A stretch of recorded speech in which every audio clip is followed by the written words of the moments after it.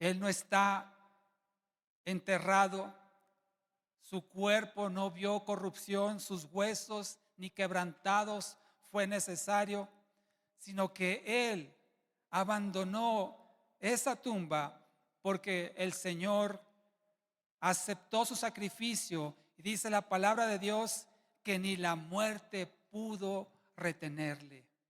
Y es gracias a ello que tú y yo, por la fe, reconociendo que Él pagó nuestras culpas, es que podemos alcanzar el perdón, la justificación y la vida eterna en Cristo.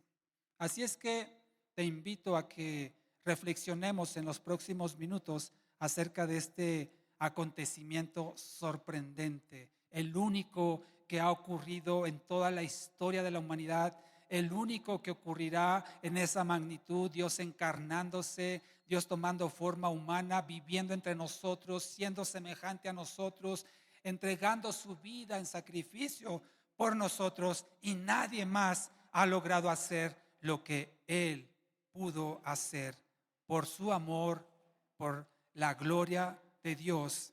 Y es que tú y yo ahora agradecidos podemos vivir el resto de nuestras vidas para servirle a Él.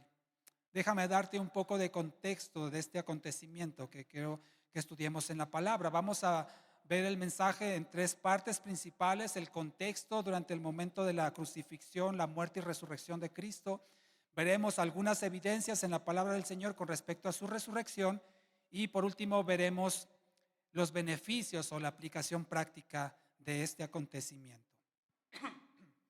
Así es que veamos el primero de estos componentes del mensaje: el contexto.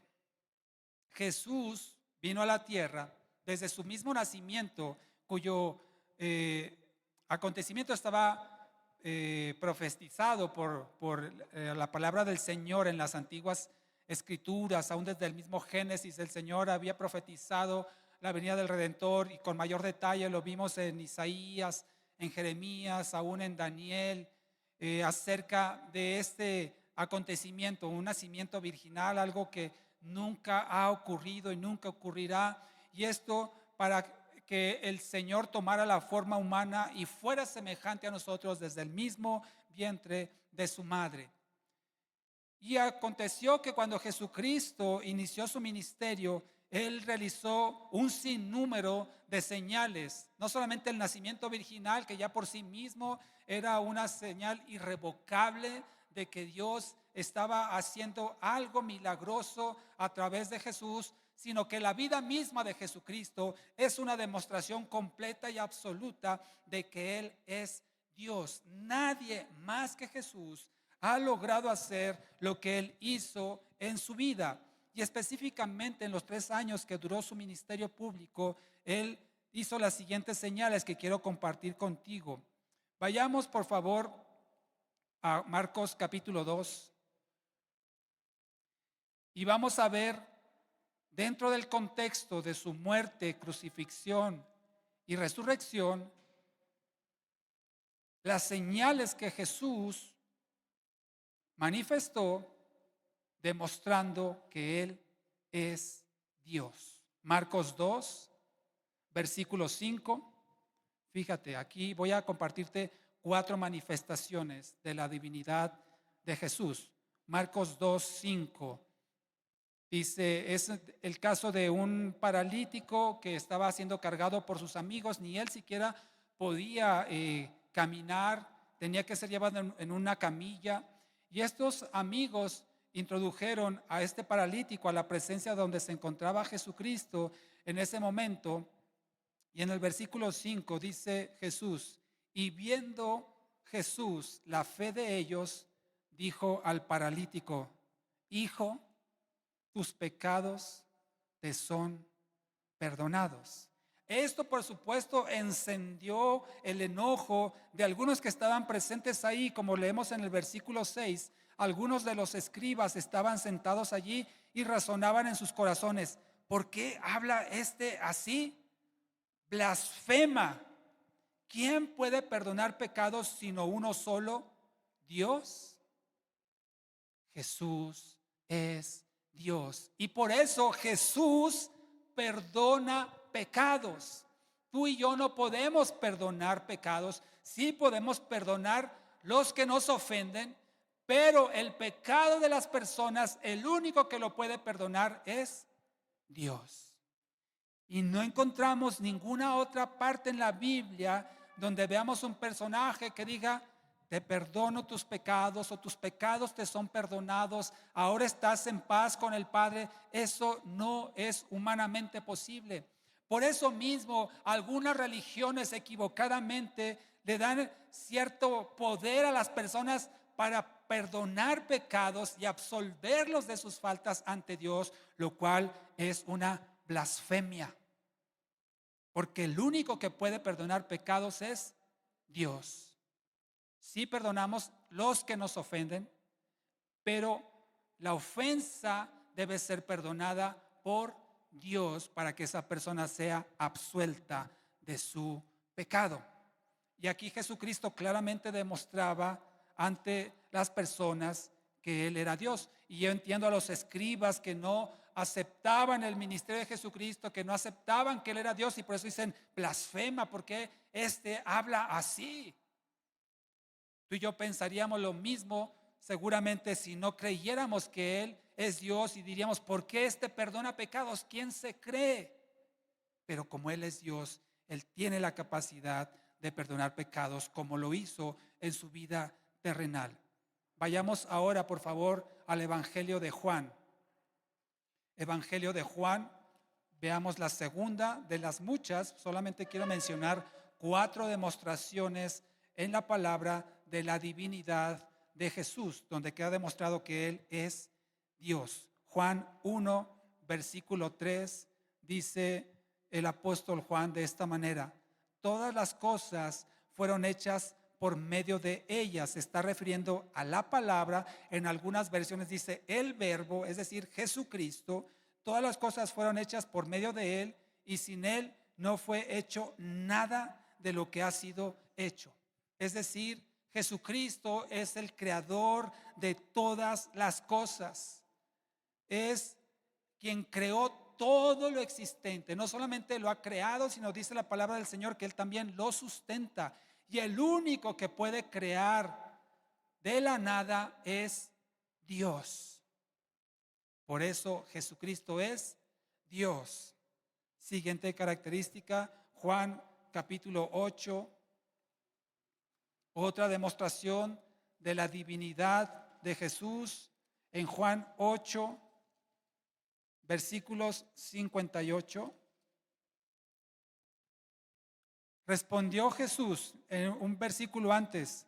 Miren lo que le dice en el versículo 53, cuando le están cuestionando aquí algunos judíos a Jesús. Versículo 53 de Juan 8 dice: ¿eres tú acaso mayor que nuestro padre Abraham, quien murió? Fíjense, claramente dice: quien murió, o los profetas, quienes también murieron. ¿Quién pretende ser? Cuestionan a Jesús. Y Jesús le responde: si yo me glorifico a mí mismo, mi gloria no es nada. El que me glorifica es mi Padre, de quien ustedes dicen es nuestro Dios. Ustedes no lo conocen, pero yo sí lo conozco. Si digo que no lo conozco, seré mentiroso, pero pero lo conozco y guardo su palabra. Y un momento antes, en el versículo 58, un momento después dice: les dijo Jesús: de cierto les digo que antes que Abraham existiera, yo soy. No dijo yo era, yo fui, sino dice yo soy, en un eterno presente. Antes de que Abraham existiera, Abraham ya murió cientos de años atrás. Dice: antes de que él siquiera existiera, yo soy. Aquí demostraba Jesucristo con su declaración que Él es eterno. Y eterno solamente Dios. No hay nadie fuera de Dios que haya sido eterno. Tú y yo tenemos vida eterna, pero tuvimos un principio Dios no tiene principio y no tiene final. Él ha sido, es y será eterno. Y aquí Jesucristo, identificándose con la divinidad, dijo: antes de que Abraham existiera, yo soy. Uno más, aquí mismo en Juan, pero en el capítulo 20. Estamos viendo entonces demostraciones de la deidad de Jesucristo, donde queda demostrado por el testimonio de la palabra que Él es Dios. Juan 20, versículo 30.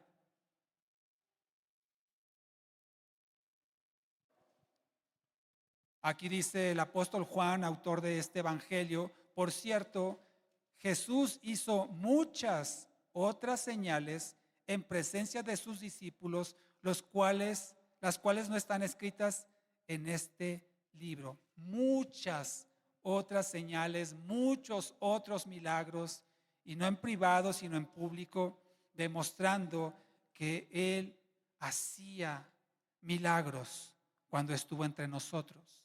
Y el único que puede hacer milagros es Dios. Entonces Jesús perdonaba pecados como lo hace Dios. Jesús creó todas las cosas como el único que lo puede hacer es Dios. Jesús es eterno y solamente Dios es eterno. Y Jesús hizo milagros que solamente Dios puede hacer. Por este y muchos testimonios más que vemos en la palabra, queda demostrado que Jesús es Dios. Y en su vida terrenal resultaba tal vez chocante para las personas que estaban a su alrededor que Dios tuviera forma humana. ¿Cómo es posible que Dios, siendo omnipotente, infinito, eterno, soberano, se haya manifestado en un hombre de carne y hueso como era Jesús, como eran ellos mismos? Seguramente no difería de ellos, como algunas películas pretenden a veces mostrar una imagen de Jesús. No puedo decir que lo era o no lo era, pero no necesariamente tenía ojos azules, era rubio, era alto, fornido. No necesariamente, yo creo que era como cualquier otro Galileo, como cualquier otro israelita de la época. Él no difería, él no se distinguía, digamos, por su físico con respecto a los demás. Entonces, en ese tiempo de Jesús, él hizo muchas promesas. Como se conoce a través de la palabra, él prometió infinidad de cosas, pero hay dos en las cuales quiero centrarme en este mensaje: que él prometió a que el que creyera en él iba a recibir ciertos beneficios, y quiero que lo leamos juntos aquí mismo en Juan, pero en el capítulo 8, regresemos por favor. Dos de las principales promesas que Jesús, siendo Dios, hizo a las personas. Juan 8, versículo 32. Leamos desde el 31, por favor. Dice: por tanto Jesús decía a los judíos que habían creído en él: si ustedes permanecen en mi palabra, serán verdaderamente mis discípulos y conocerán la verdad, y la verdad los hará libres. ¿Quién dijo que era la verdad? Jesucristo dijo: yo soy el camino, la verdad y la vida. Y si ustedes conocen la verdad, si ustedes me conocen a mí, serán verdaderamente libres. Entonces, una de las grandes promesas que Jesús hizo a sus contemporáneos, a quienes lo escuchaban cuando habitó entre nosotros, es: si tú le conoces, si tú permaneces en él, si tú crees en él, serás libre. Y otra promesa más que Jesucristo, aquí mismo lo dice en el versículo 36: así que si el Hijo los hace libres, serán verdaderamente, ¿qué? Libres. Otra promesa, esta es una promesa muy fuerte, por supuesto: si tú crees en Jesús, serás libre. Otra promesa más, en Juan capítulo 6, regresemos un par de capítulos, en el versículo 47, Otra de las grandes promesas de Jesús a todo aquel que cree, confía en Él, que permanece en Él, lo encontramos en Juan 6:47. De cierto les digo, el que cree tiene vida eterna. En otras traducciones dice, el que cree en mí, que tal vez es lo más apropiado, el que cree en mí tiene vida eterna. Estas dos promesas Jesucristo las dejó bien claras a todos los que le escuchaban en sus predicaciones, diciéndole, si tú crees en mí, si tú permaneces en mí, serás libre. Si tú crees en mí, si tú confías en mí, tienes vida eterna. ¿Te imaginas que alguien te diera esa promesa cuando tú estás pasando por alguna dificultad, alguna aflicción, algún problema? Claro que puede traer alivio a tu alma si es que confías en esa persona. Que te dé una promesa de libertad, una promesa de satisfacción, una promesa de resolver tu situación. Claro que tú descansarías si confías que esa persona tiene el poder para hacerlo, como la gente creyó en Jesucristo. Y él mismo afirmó de sí en Juan 11:25. Vayamos ahí, por favor, Juan 11:25.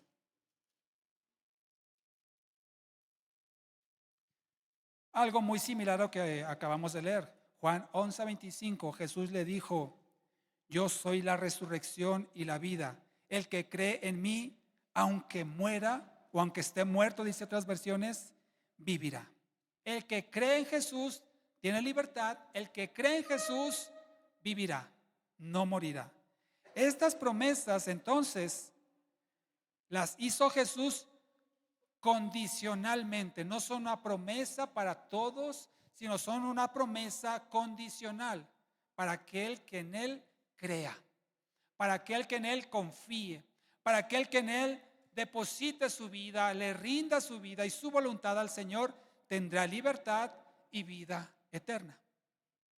Por eso podemos entender que cuando Jesucristo entró a Jerusalén, en nuestro calendario sería una semana antes al día de hoy, entró a Jerusalén un domingo, la gente dice que arrojaban sus mantos y cortaban hojas de palma y las ponían para que él cruzara en el camino entrando a Jerusalén y decían, Hosana al Hijo de David.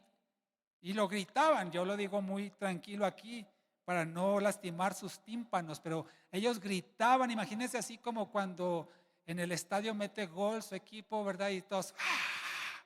Y gritaban, Hosana al Hijo de David, bendito el que viene en el nombre del Señor, Hosana en las alturas, así lo describe Mateo 21, versículos 8 y 9. ¿Por qué? Porque Él había prometido libertad, Él había prometido vida eterna. Entonces podemos entender que cuando iba entrando a la ciudad de Jerusalén, todo el mundo gritaba, Hosana en las alturas, bendito el que viene en el nombre del Señor, Hosana al Hijo de David.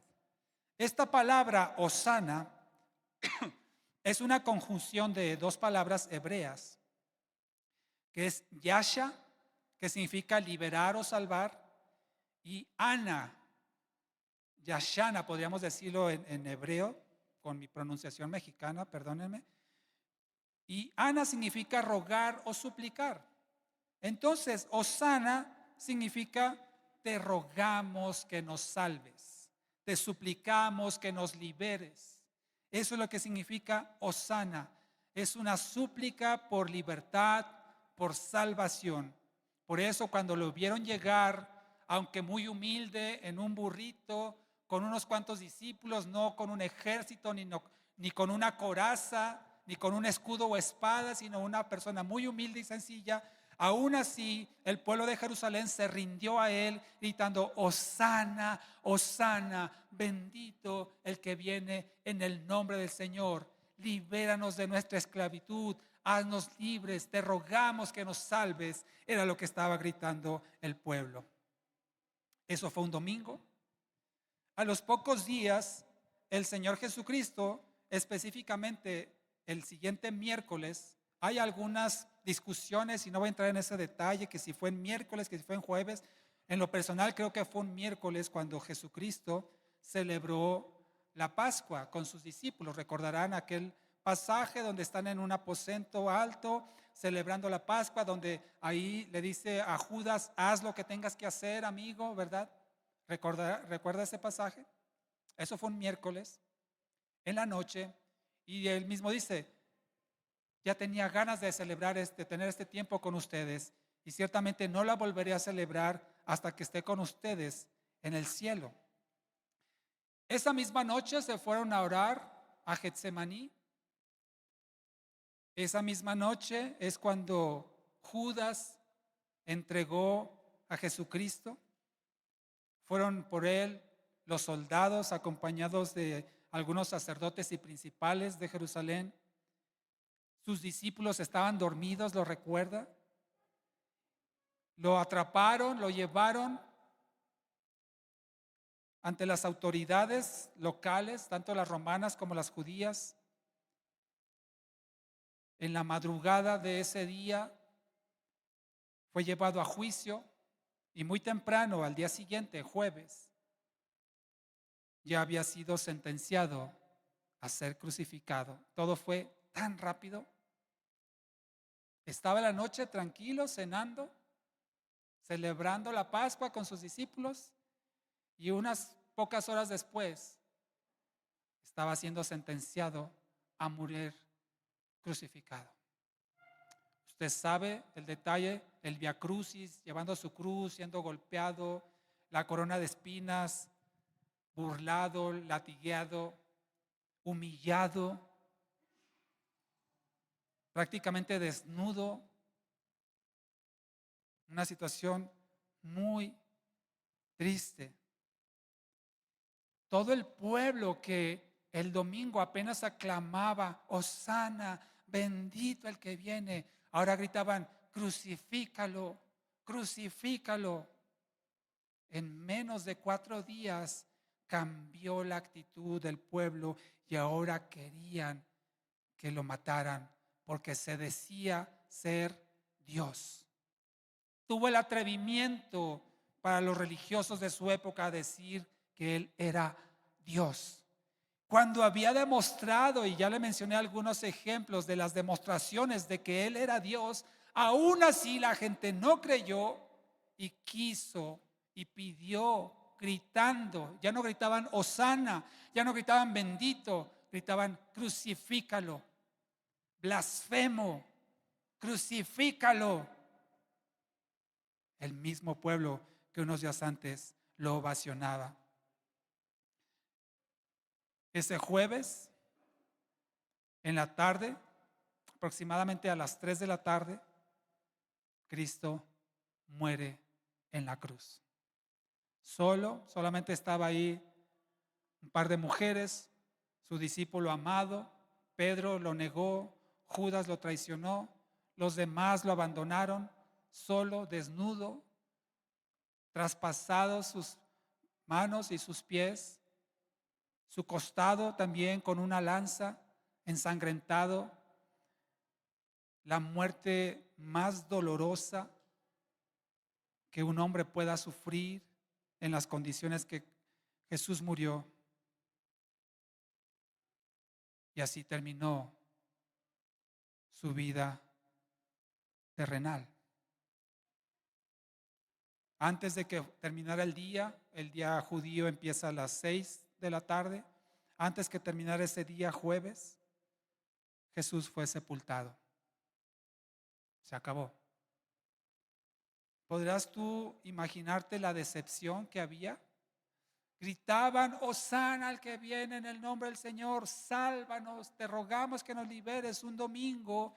Y 4 días después, ese hombre vitoriado, exaltado, aclamado por las multitudes, muerto, y de una forma muy vergonzosa, sepultado como cualquier otro. La decepción que sintieron todos los que habían creído en él era mayúscula. el que les iba a liberar, el que había prometido vida eterna, el que había prometido ser libres, muerto y enterrado, o más bien sepultado en una tumba, aquel que había resucitado a Lázaro, no pudo resucitarse a sí mismo. Se burlaban en este sentido. Mira, acompáñame a Mateo 27, cómo lo expresa aquí el Evangelio de las burlas que aún agonizante Jesucristo sufrió de la humanidad. Mateo 27, versículo 40. Los que pasaban lo insultaban. Versículo 39, meneando sus cabezas diciendo: tú que derribas el templo en 3 días, lo edificas, sálvate a ti mismo si eres hijo de Dios y desciende de la cruz, burlándose de él. De igual manera, aún los principales sacerdotes, junto con los escribas y los ancianos, se burlaban de él y decían: a otros salvó, a sí mismo no se puede salvar. ¿Es rey de Israel? Cuestionándolo. Que descienda ahora de la cruz y creeremos en él. Ha confiado en Dios, que lo libere ahora si lo quiere, porque dijo: soy hijo de Dios. Y fíjese, aún los que estaban allí crucificados también se burlaban de él. Ni aún las personas en su misma muerte o agonizantes, hay personas que no dejan de blasfemar en contra de Dios. Así es que imaginemos la decepción. El libertador, el que prometió vida eterna, está muerto. No me imagino lo que sintió Pedro, que lo había negado, cuando él había dicho: contigo hasta la muerte. ¿Se acuerda que le dijo: contigo hasta la muerte? Y Jesús dijo: Pedro, antes de que el gallo cante me negarás 3 veces. No, yo contigo hasta la muerte. ¿No quiso también partirle la cabeza a aquel soldado cuando fueron a atrapar a Jesús en Getsemaní? Peleonero, violento, arrojado, pero lo negó. ¿Te imaginas el dolor que sentía Pedro? El no haber tenido la ocasión de pedirle perdón. Que Dios nos guarde, mis amados hermanos, de tener una cuenta pendiente con alguien y ese alguien muere. ¿Cuántos han sufrido? Decir: si tan solo le hubiera dicho, si tan solo hubiera aprovechado el tiempo, me hubiera puesto a cuentas, le hubiera dicho que la amo, que lo amo, le hubiera pedido perdón, le hubiera perdonado, le hubiera dado un abrazo. Muerto, ya no se puede hacer nada. Y a veces la muerte es tan repentina, tan inesperada, que ni te da tiempo de prepararte. Entonces imagina cómo se sentía Pedro cuando supo que Jesús fue apresado, él lo negó, crucificado, muerto y sin oportunidad de ponerse a cuentas con él. Podemos entender entonces que la decepción en Jerusalén era generalizada. La credibilidad de Jesús en entredicho, dice: si él decía que era Dios y mira, ya está ahí sepultado. Por supuesto que nadie creía en él. Dudaron de sus palabras, dudaron de sus promesas, porque él no hizo lo que dijo que iba a hacer. Entonces tal vez pensaban: fue un profeta más, fue otra persona más con un discurso muy bonito, sí hizo señales y milagros, pero está muerto. Sin embargo, sabemos que no es el fin de la historia. Tú y yo lo sabemos ahora y por eso lo vemos en una perspectiva diferente. Pero si tú te pudieras trasladar a ese tiempo específico en el cual Jesús fue sepultado y se acabaron todas las esperanzas de libertad y de vida eterna que él había prometido, yo me imagino que te sentirías tan decepcionado como seguramente lo estaban los pobladores de la región cuando Jesús murió. Charlatán, mentiroso, no sé qué habrán pensado de él. Todo lo que nos dijo y no la creímos. Y mira dónde está ahora. ¿Te ha pasado eso, que a veces te sientes tan decepcionado de alguien que te prometió algo, que te aseguró algo y te incumple? Cuando, por ejemplo, se prometen fidelidad, los esposos cuando se están casando y hacen los votos de fidelidad, y viene la traición, viene la infidelidad, es un dolor que traspasa el alma, de decepción, de dolor, de que te fallaron en lo que tú habías puesto tu esperanza. ¿Puedes imaginar entonces cómo se sentía toda esta gente? Decepcionados, entristecidos, habían creído y resulta que estaba muerto. Por eso te digo que tú y yo lo vemos con una perspectiva diferente, pero si tratamos de ubicarnos en ese tiempo, en ese contexto, seguramente nos sentiríamos igual de decepcionados, enojados tal vez, molestos por alguien que prometió algo que murió y no cumplió. Pero sabemos, como lo digo, que no es el fin de la historia, y veamos lo que sucedió. Primera carta de Corintios, capítulo 15.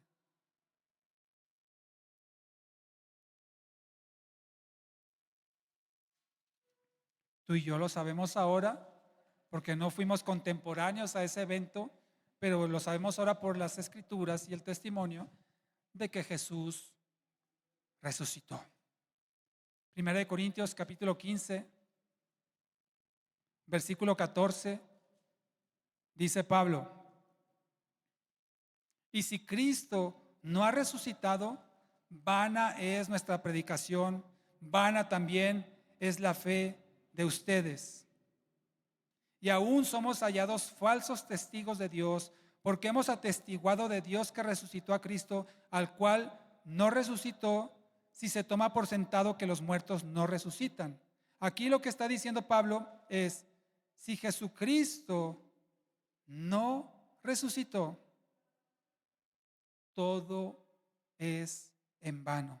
Seguimos muertos en delitos y pecados, seguimos muertos en transgresiones. Dice en el versículo 19 más adelante, dice: miserables somos, los más miserables somos de los hombres.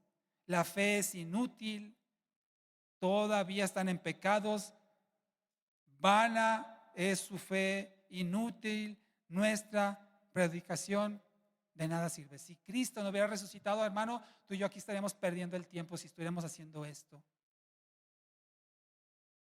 No tendría sentido absoluto. Sin embargo, mira lo que dice también aquí Pablo. Versículo 20. Pero ahora, Cristo sí, afirmativo, no es condicional, sí ha resucitado de entre los muertos, como primicias de los que durmieron. Por eso, entonces, tú y yo ahora tenemos la certeza de que Cristo cumple lo que prometió, porque Él no está muerto. Lo cual significa que Él, todo lo que dijo, todo lo que prometió, Él lo ha cumplido y lo cumplirá. Y quiero compartir contigo algunas evidencias acerca de la resurrección de Jesucristo. Primera de ellas, Mateo 27. Vayamos allá, por favor.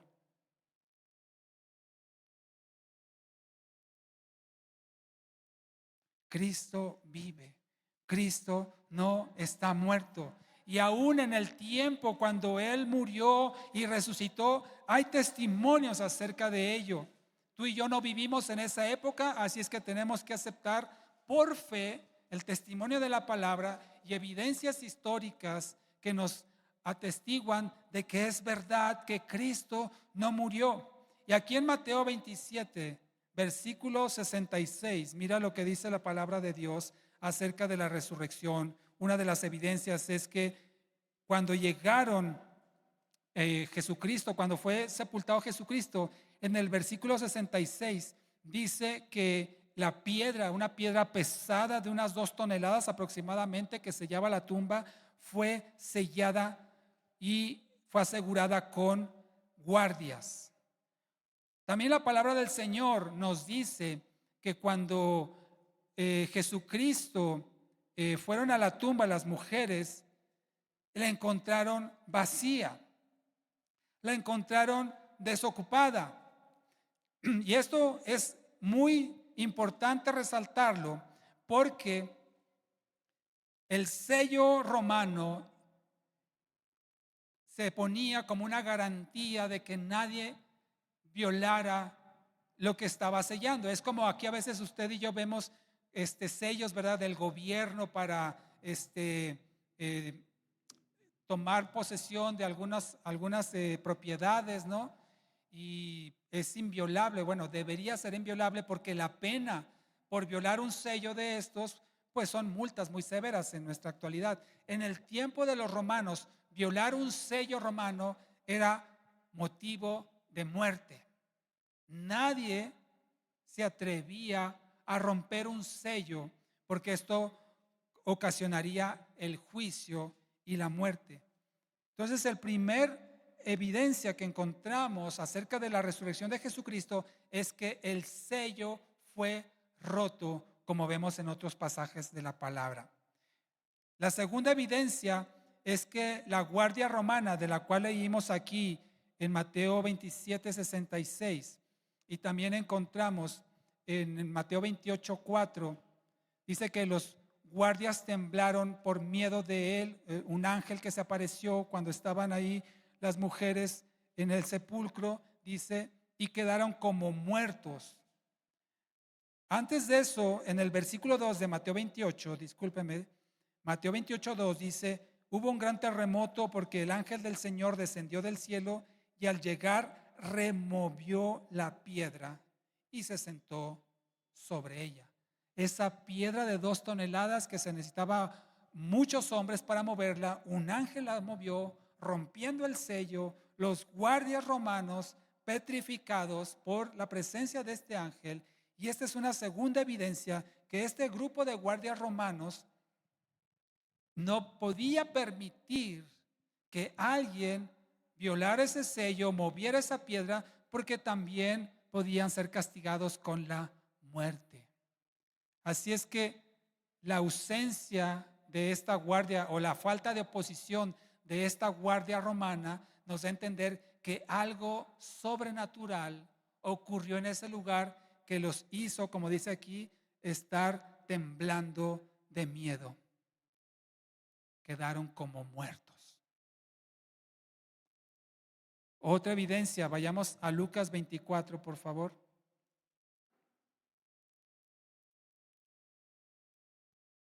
Lucas 24, en el versículo 2, aunque lo acabamos de leer ahorita aquí en Mateo, en Lucas 24:2 dice, hallaron removida la piedra del sepulcro. Tercera evidencia que esa piedra fue removida, una piedra pesadísima, le digo como de unas 2 toneladas de peso. De hecho, es la imagen que utilizamos para anunciar este sermón. Ahí lo puede encontrar usted posteriormente en nuestras redes sociales. Esa piedra no la podía mover, sino solamente alguien con una fuerza sobrenatural, como ya leímos en Mateo 27 y 28. Otra evidencia aquí mismo la encontramos en Lucas 24, versículo 3. Pero al entrar a la tumba donde habían depositado el cuerpo, dice, no hallaron el cuerpo de Jesús. El cuerpo ya no estaba. Es decir, la tumba vacía es una evidencia de que Jesús no murió, sino que resucitó. O mejor dicho, que Jesús murió y resucitó. A diferencia de todas las demás creencias de fe, el cristianismo es la única que sostiene y profesa una fe basada en una tumba vacía. Todos los demás movimientos de fe, todas las demás religiones, tienen a sus líderes, a sus fundadores, a sus jerarcas religiosos en una tumba. Y de hecho, acostumbran a hacer peregrinaciones, expediciones para ir a visitar la tumba y venerar a una momia, a unos huesos ahí ya pulverizados. El cristianismo no es así. El cristianismo se basa en una tumba vacía. Si usted va ahí, si Dios algún día nos concede ir ahí, yo creo que va a ser impresionante ver y no hay un solo resto corpóreo de Jesús porque Él no quedó ahí. Puede ir a visitar la tumba de Mahoma, de Gandhi, de Buda, de Confucio. Existen sus tumbas. Del padre o del cardenal o no sé qué. Existen sus tumbas. Del papa, del otro. Jesús no está en una tumba. Siguiente, aquí mismo en Lucas 24, versículo 12. Pedro se levantó, corrió al sepulcro. Cuando miró adentro, vio los lienzos solos y se fue a casa asombrado de lo que había sucedido. Los lienzos que habían cubierto el cuerpo pesaban unos 40 kilos aproximadamente porque estaban ungidos con aceites, con especias para evitar el mal olor de la descomposición de los cuerpos. Y cuando Pedro entró a la tumba, los encontró vacíos, los encontró aparte, inclusive dice un pasaje que estaban doblados y no estaba ahí el cuerpo de Jesús.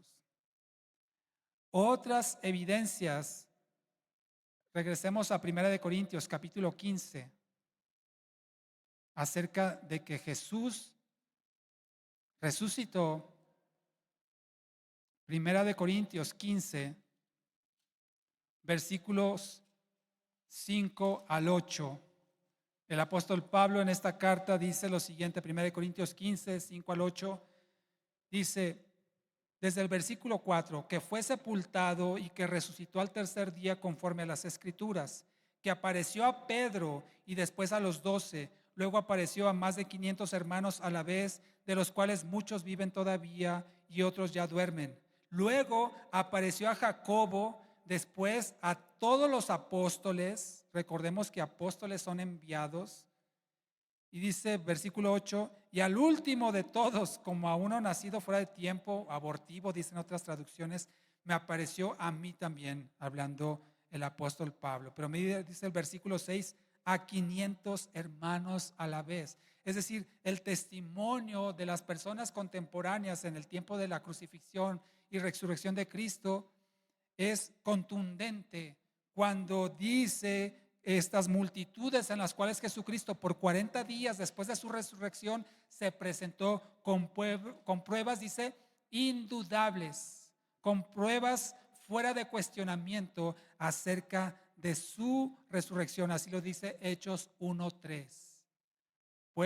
Pruebas fuera de duda o indubitables en la cual Jesucristo resucitó. Todo esto pudiera parecernos tal vez un poco subjetivo, ¿verdad? No estuvimos ahí, no fuimos testigos, es cuestionable, hay diferentes versiones conspiratorias de que no fue así, que robaron el cuerpo, en fin, una serie de cosas que no voy a dedicar tiempo a ello. Si gusta puede estudiar, pero confiemos en la palabra del Señor. Sin embargo, tal vez para mí y para usted, la evidencia más notoria acerca de la resurrección de Cristo la encontramos en Hechos capítulo 1. Vayamos allá. Hechos capítulo 1. Porque repito, ahora con nuestro pensamiento científico y que se tiene que demostrar las cosas para que sean ciertas y verdaderas, y cuando la fe se ha dañado tanto, puede resultar difícil creer todo esto que le he dicho. Pero hay una evidencia para mí todavía más contundente de las que le he mencionado en Hechos capítulo 1, versículo 8. Jesús resucitado, hablando con sus discípulos, dice, pero recibirán poder cuando el Espíritu Santo haya venido sobre ustedes y me serán testigos en Jerusalén, en toda Judea, en Samaria y hasta lo último de la tierra. ¿Por qué digo que es uno de los hechos más demostrativos acerca de la resurrección de Cristo. Cuando dice Jesús, me serán testigos, la palabra griega original es martur. De ahí viene la palabra mártir. Y usted sabe que un mártir es una persona que está dispuesta a morir por una causa. Recordarán el contexto que le di de la crucifixión de Cristo, donde Pedro le negó, excepto Juan, María y Magdalena que estaban junto a la cruz. Todos los demás lo abandonaron. Judas lo traicionó, se ahorcó. No había nadie, estaba él solo. Y vemos por el testimonio no solo de la palabra, sino aún de historiadores de la época, que los discípulos estuvieron dispuestos a morir por el evangelio, a morir por predicar a Cristo. ¿Qué fue entonces lo que sucedió en estos hombres y mujeres que lo negaron, lo abandonaron? ¿Qué sucedió? Que después de unos días, dispuestos a morir estaban por aquello que habían negado y rechazado. La conclusión es que ellos testificaron a Jesús resucitado. Ellos lo vieron, como dice Pablo. Indudablemente, Tomás aún dice que metió la mano en su costado, en sus heridas. La transformación que experimentaron los discípulos de la época es sorprendente y solo tiene una explicación: que vieron a Jesús resucitado, al grado que dispusieron su vida por causa de Cristo. Ellos fueron perseguidos, torturados, encarcelados, golpeados, azotados. Inclusive muchos de ellos, creo que la mayoría, excepto Juan, tuvieron una muerte de tortura por causa de Cristo, por predicar el evangelio, por hablar de la resurrección.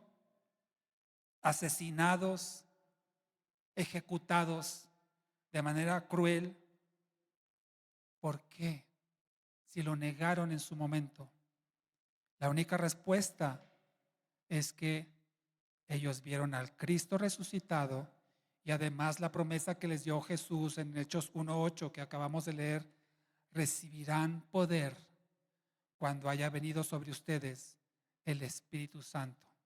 Ese poder del Espíritu Santo les llevó a el grado de convencimiento que dispuestos estuvieron a sacrificarse por Cristo.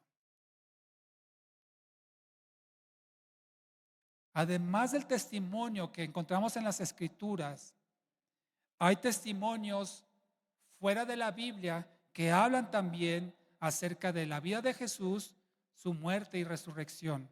Tenemos a historiadores como Flavio Josefo, un historiador muy famoso de la época, judío; Talo, otro historiador romano, y muchos otros en sus escritos no bíblicos atestiguan acerca de este acontecimiento.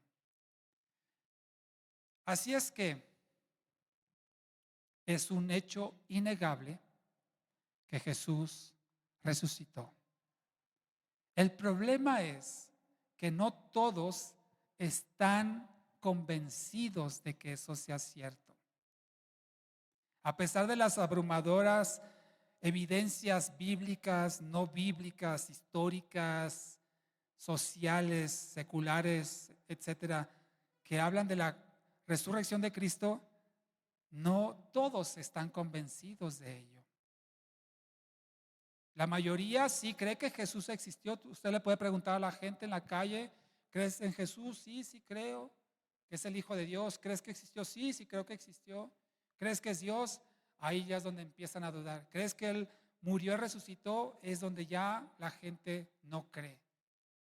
Sí creen que Jesús es real, sí creen que Él existió, piensan que fue un profeta más, pero muy pocos creen y confían en un Jesús resucitado.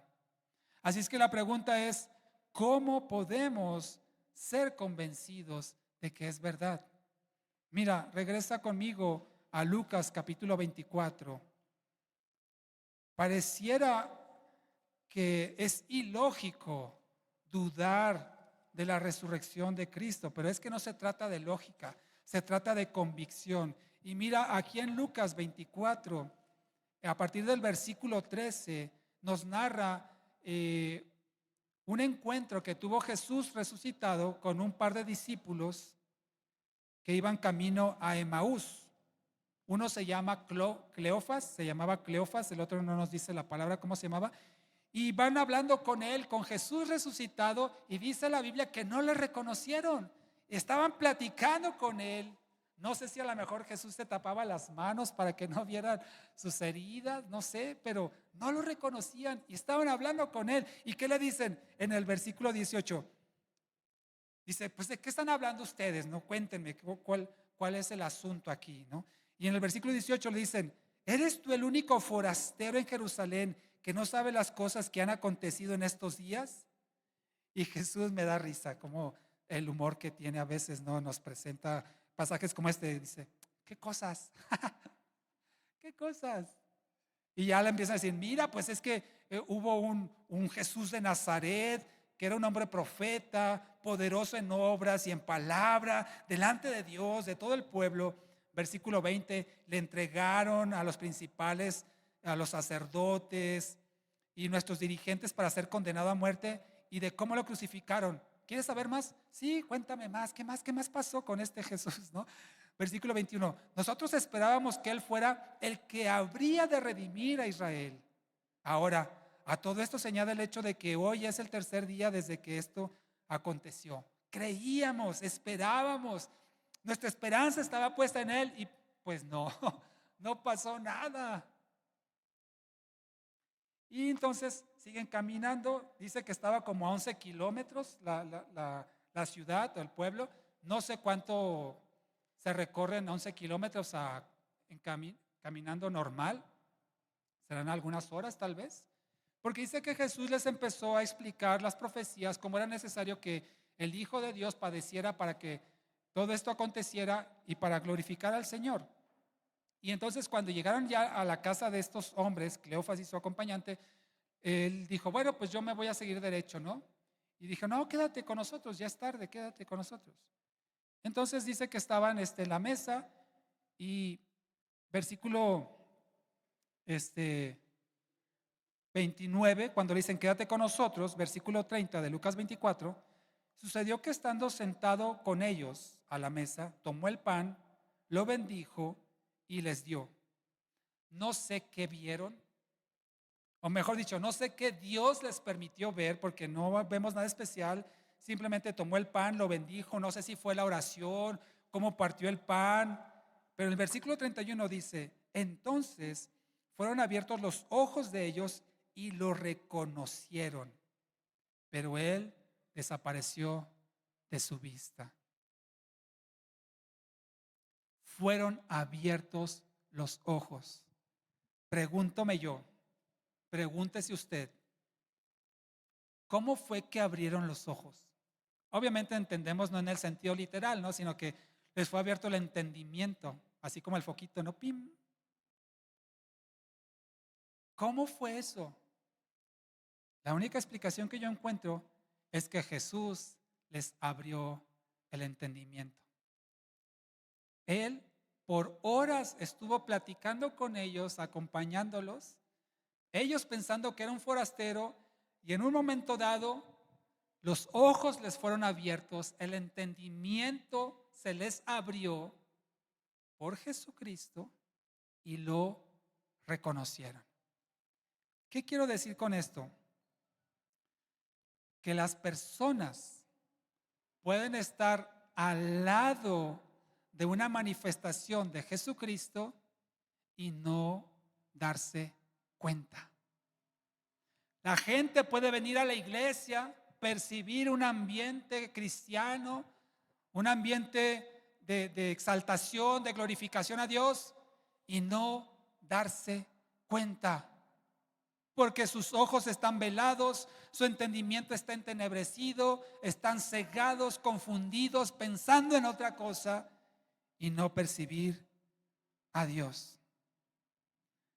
Así es que la conclusión de esto es que si Dios no decide darse a conocer, nadie lo va a reconocer.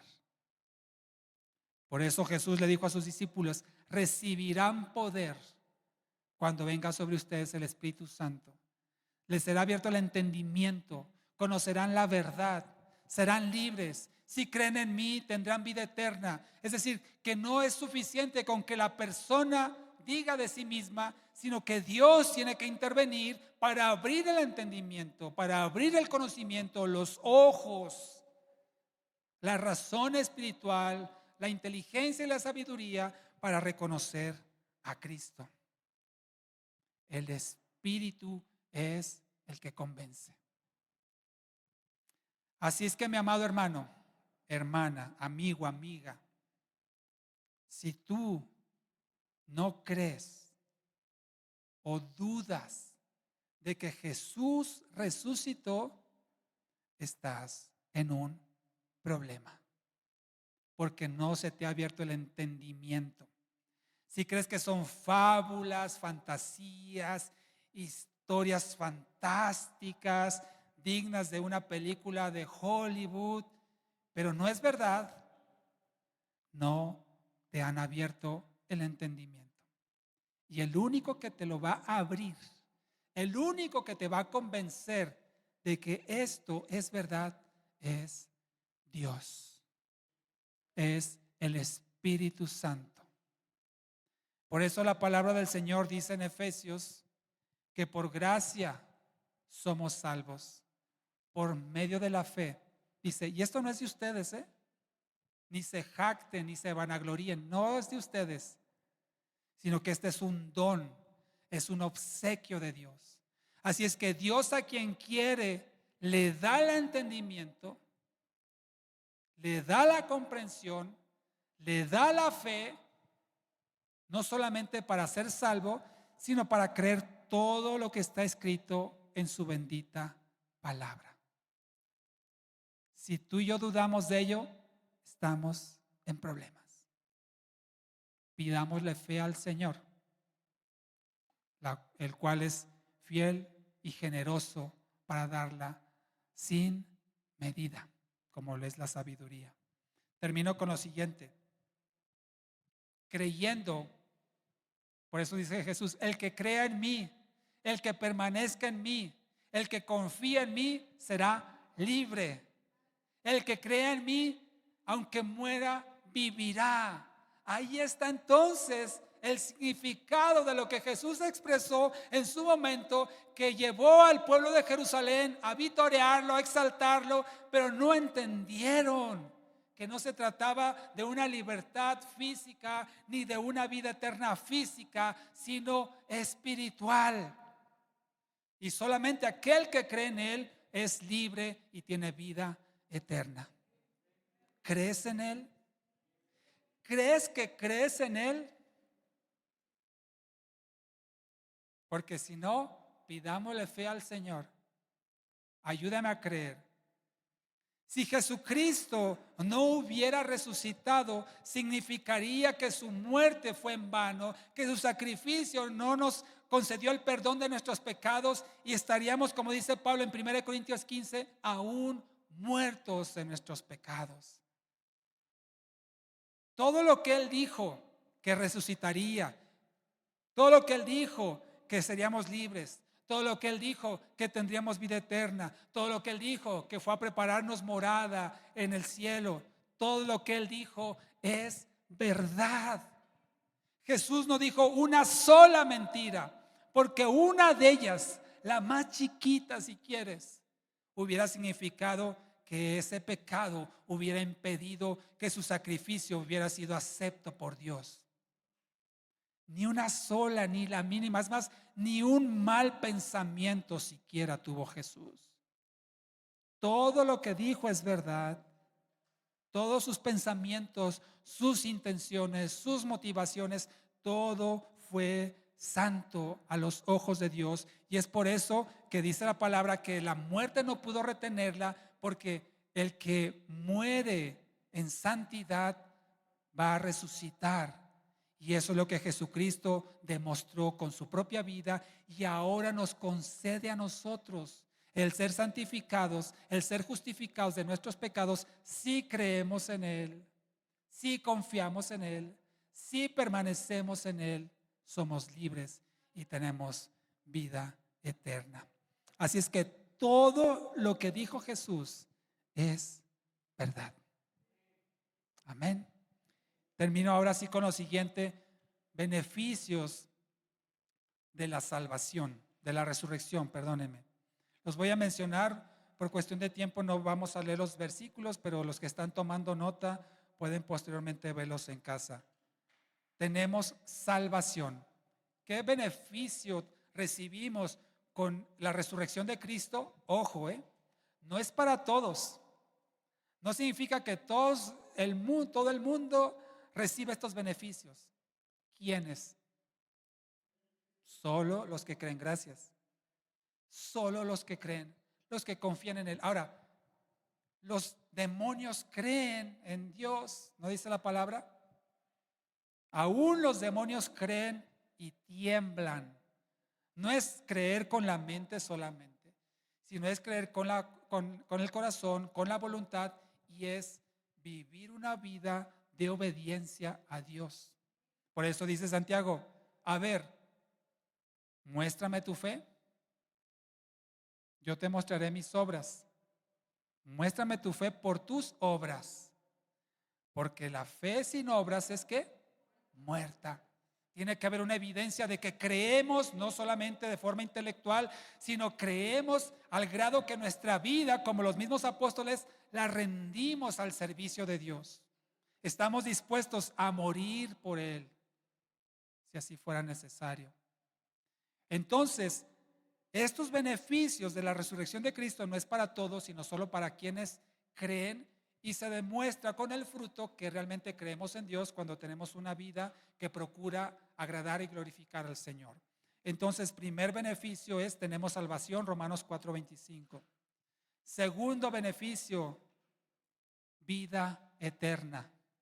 Qué hermoso. Eso que dijo Jesús es verdad. Es cierto lo que Él dijo, solo que la gente en su tiempo no lo entendió. Ellos pensaban que los iba a liberar de los romanos, de los religiosos opresores, que no iban a morir, iban a ser un reino sobre la tierra que gobernara sobre todas las naciones. No lo entendieron, pero tú y yo ahora por su Espíritu lo entendemos. Primera de Corintios 15, 54 al 57 lo dice así, que tenemos vida eterna. Segundo beneficio fue este, 1 Corintios 15, 54 al 57. Es donde Pablo dice: ¿dónde está, oh muerte, tu aguijón? Sorbida es la muerte en victoria. La muerte ya no tiene poder sobre nosotros, no nos va a poder retener, y en el día postrero tú y yo resucitaremos para disfrutar de la vida eterna en la presencia del Señor. Amén. ¿Lo crees? Bien haces. Tercer beneficio, tenemos una esperanza viva. Primera de Pedro 1:3. La resurrección de Cristo nos da una esperanza viva, porque Él está vivo. Primera de Pedro 1:3 así lo menciona, una esperanza viva. Primera de Pedro 1:4, tenemos herencia. Una herencia, dice la palabra del Señor, que somos herederos de Dios y coherederos en Cristo, lo dice Romanos. Tenemos herencia. Y por último, este sí quiero que me acompañes, por favor, para leerlo juntos. Romanos 8. Último de los beneficios que puedo mencionar en esta tarde. Gracias a la resurrección de Cristo, por supuesto, hay muchos más, pero este en particular quiero que lo leamos juntos, Romanos 8:11. Mira nada más. Y si el espíritu de aquel que resucitó a Jesús, es decir, el Espíritu Santo, el que resucitó a Jesús de entre los muertos, mora, habita, permanece en ustedes, el que resucitó a Cristo de entre los muertos, el Espíritu Santo, también les dará vida a sus cuerpos mortales mediante su Espíritu que mora en ustedes. Es decir, el mismo Espíritu que resucitó a Jesucristo es el mismo Espíritu que está en ti, que está en mí. Por eso ciertamente Jesús dijo, mayores cosas que estas harán, porque yo ya voy al Padre. Tú y yo tenemos el mismo Espíritu que levantó a Jesús de entre los muertos para hacer su obra en esta tierra. Así termino. El poder de la resurrección sigue vigente hasta nuestros días. Tristemente, no todos están convencidos. Hay gente que no lo cree y no lo va a creer a menos que Dios les abra el entendimiento. Por eso tú y yo tenemos que orar por todas aquellas personas que no creen en la resurrección. Decirle, Señor, ten a bien darte a conocer. Ábreles el entendimiento. Manifiéstate a sus vidas. Date a conocer. Muéstrate a ellos para que crean. De otra forma, no lo van a hacer. Y es tan fácil conseguirlo una vez que Dios nos abre el entendimiento. Romanos 10:9 dice, si confiesas con tu boca que Jesús es el Señor y crees en tu corazón que Dios lo levantó de entre los muertos, ¿qué va a pasar? Serás salvo. Si crees que Jesús es el Señor, y nuevamente volvemos al mismo concepto de creer, no es una creencia mental, es una creencia vivencial, experiencial, que vivamos una vida conforme a lo que creemos, que Él es nuestro Señor. Y si creemos que Dios lo levantó entre los muertos, que Dios lo resucitó, eres salvo. ¿Lo crees? Eres salvo. No lo declaro yo, lo declara la palabra, y el Señor dirá si lo eres o no, si lo somos o no. Ponte de pie y vamos a orar. Invito al grupo de alabanza que pase al frente, por favor.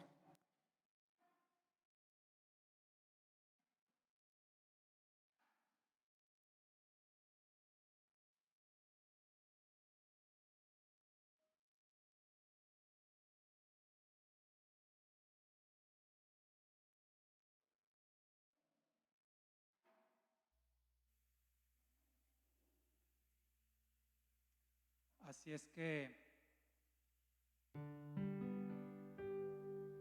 si tú y yo creemos que Jesús es el Señor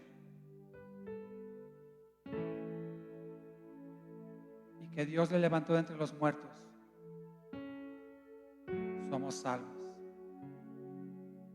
Así como cuando Jesús le preguntó a sus discípulos, ¿qué dicen de mí? Unos dicen que eres el profeta Elías, otros que Juan. ¿Y ustedes qué dicen de mí? Dios te pregunta a ti. Jesús te pregunta, ¿qué dices tú de mí? ¿Quién soy yo? Y espero que respondamos como lo hizo Pedro. Tú eres el Cristo, el Mesías, el Salvador, el Hijo del Dios viviente. Jesús le dice a Pedro, bienaventurado eres Pedro, porque esto no te lo reveló carne ni sangre, sino mi Padre que está en los cielos. Eso es lo que tú y yo tenemos que pedirle al Padre, que revele lo que Él es a todo aquel que no le conoce, para que confiese a Jesús como Señor y Salvador, crea en la resurrección y sea salvo. Para ello es necesario que tú y yo muramos a nuestro yo, a nuestro hombre o mujer antiguo, y rindamos nuestra vida al Señor. No es solamente cantar, no es solamente pedir o decir, sino es necesario morir en la carne y ser vivificados en el Espíritu. Como decía Pablo, ya no vivo yo, mas Cristo vive en mí. Y juntamente con Cristo he sido crucificado. Si esta es tu convicción, cantemos juntos al Señor. No basta solo con cantar, no basta solo con decir, no es suficiente solo con querer hacer, es necesario morir. No basta solo con soñar.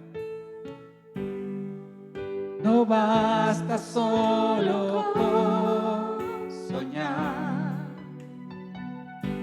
no basta solo con pedir, no es suficiente solo con querer tener, es necesario morir. Ahora dile, dame tu vida. Dame tu vida, esa clase de vida que sabes dar. Dame tu vida, yo quiero vivir solo para ti. Dame tu vida, resucítame en ti. Yo quiero vivir solo para ti. Dile, no basta. No basta solo con cantar, no basta solo con decir, no es suficiente solo con querer hacer, es necesario morir. Una vez más, dile, no basta. No basta solo con soñar, no basta solo con pedir, no es suficiente solo con querer, es necesario morir. Dame tu vida, esa clase de vida que sabes dar. Dame tu vida, yo quiero vivir solo para ti. Dame tu vida, resucítame en ti. Yo quiero vivir solo para ti. Dile, dame tu vida. Dame tu vida, esa clase de vida que sabes dar. Dame tu vida, yo quiero vivir solo para ti. Dame tu vida, resucítame en ti. Yo quiero vivir solo para ti. Yo quiero vivir solo para ti. Yo quiero vivir solo para ti.